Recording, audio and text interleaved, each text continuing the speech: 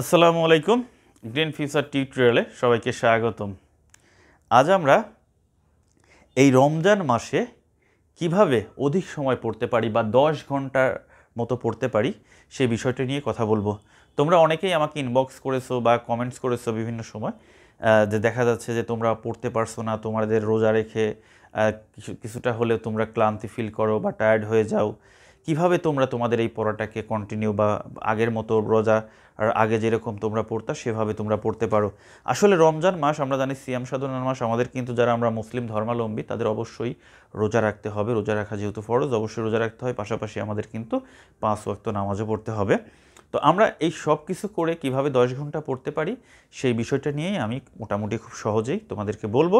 তো এ বিষয়ে আমি একজনের নাম বলে নেই, যে আমার স্টুডেন্ট আলিফ, তুমিও কিন্তু বলেছো যে স্যার কীভাবে 8 থেকে 10 ঘন্টা পড়তে পারো সে বিষয়টি একটু জানাতে।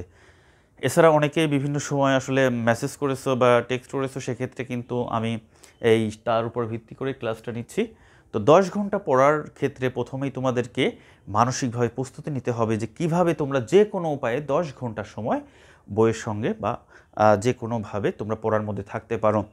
তো এক্ষেত্রে যে কাজটি তোমাদের করতে হবে, সেহেরি খাওয়ার পর নামাজ পড়ে তোমরা ঘুমিয়ে যাবা। সকাল 7টার দিকে যদি ঘুম থেকে উঠো, 7টার দিকে ঘুম থেকে উঠলেও যেহেতু তোমরা সেহেরির সময় উঠছো, সেক্ষেত্রে চাইলেও কিন্তু 6টার সময় ওঠা সম্ভব না। সেক্ষেত্রে 4:30 5টার দিকে শুলে 6টার দিকে ওঠা সম্ভব হয় না।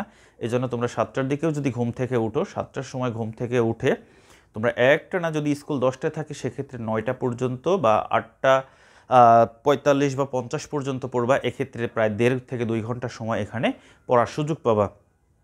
9টার সময় স্কুলে যেয়ে যদি তোমরা আবার 2টার সময় চলে আসো বা 2টা-2টার মধ্যে বাসায় আসলে সেক্ষেত্রে একটু রেস্ট নিয়ে তোমরা এই বাকি সময়টুকু ইফতারির আগ পর্যন্ত, অর্থাৎ আমি যদি ধরি 3:30টা থেকে এই প্রায় 6টা পর্যন্ত, এই সময়টুকু কিন্তু তোমরা চাইলে অবশ্যই এর মধ্যে 2 ঘন্টার সময় ম্যাথ বা এই ধরনের লিখিত যে বিষয়গুলো আছে, গণিত বা এই ধরনের লিখিত যে সাবজেক্টগুলো আছে খাতায় লেখা, এই সকল বিষয়গুলো তোমরা অবশ্যই প্র্যাকটিস করতে পারো। কারণ আমরা দেখি এক্ষেত্রে রোজা রেখে আমাদের কথা বলতে অনেকটা কষ্ট হয়ে যায়, সমস্যা হয়।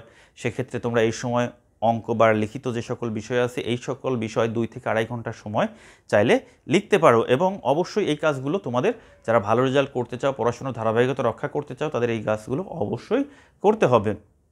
পরবর্তীতে 6:30 বা 6:20-এর দিকে যখন ইফতারি করবে, ইফতারি শেষ করে নামাজ পড়বে, নামাজ পড়ে দেন তোমরা 7টা বা 7:15টার মধ্যে অবশ্যই তোমাদের আবার পড়তে বসতে হবে।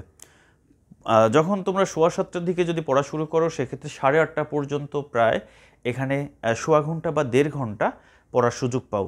এই 1.5 ঘন্টা পড়ার পর তোমরা নামাজ এবং তারাবির নামাজ শেষ করে রাত 10টা থেকে যদি আবার 11:30টা পর্যন্ত পড়ো, সেক্ষেত্রে কিন্তু তোমাদের এখানে ভালো একটা সময় পাও।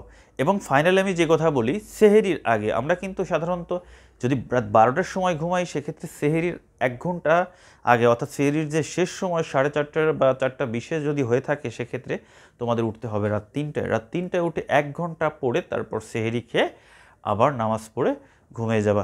তো এভাবে যদি তোমরা রুটিনটাকে কন্টিনিউ করো, তো আশা করি তোমরা অবশ্যই পড়াশোনার ধারাবাহিকতা রক্ষা হবে এবং পাশাপাশি 8 থেকে 10 ঘন্টা সময় এই রোজা রেখেও তোমরা খুব ভালো মতো পড়াশোনা করতে পারো। তবে একটি কথা অবশ্যই আমি বলে নেই, যে যেহেতু বিকেল টাইমটা অনেকের ক্ষেত্রেই খুবই খারাপ লাগে বা এক্ষেত্রে দেখা যায় খুবই টায়ার্ড ফিল করো বা বসে থাকতে ইচ্ছা করে না, সেক্ষেত্রে কিন্তু তোমরা ওই সময়টুকুই প্রপারলি অঙ্ক বা এই ধরনের লিখিত যে বিষয়গুলো আছে সেই বিষয়গুলোর জন্য বরাদ্দ রাখবা।